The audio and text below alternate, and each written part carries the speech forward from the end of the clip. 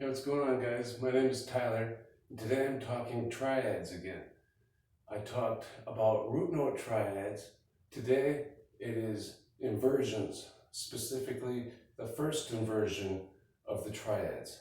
This is group one of the triads, and when I say group one, it's because of the three strings we're using to make our chords.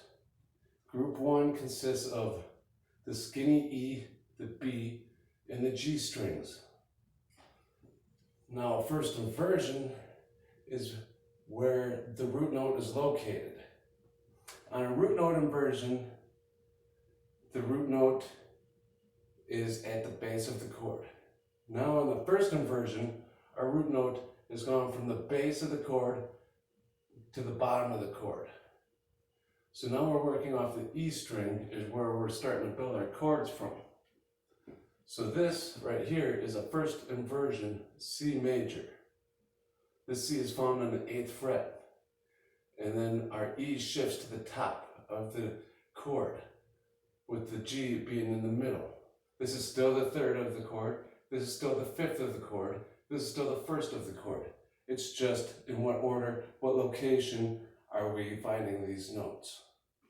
So when we go to a D minor, E minor, F major, and the F major recycles over to the beginning of the fretboard, and then there's a G major, but it's a dominant when we start talking about 7th chords, and when we play the role of which note is what in the scale, how it corresponds to the scale.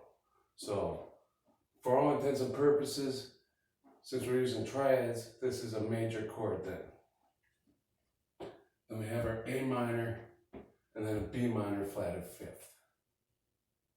So you can play the chord, you can play a C scale with it, you can play a G scale with a G chord. You can play each chord and hear the scale itself as you cycle through the chords. Thanks, guys.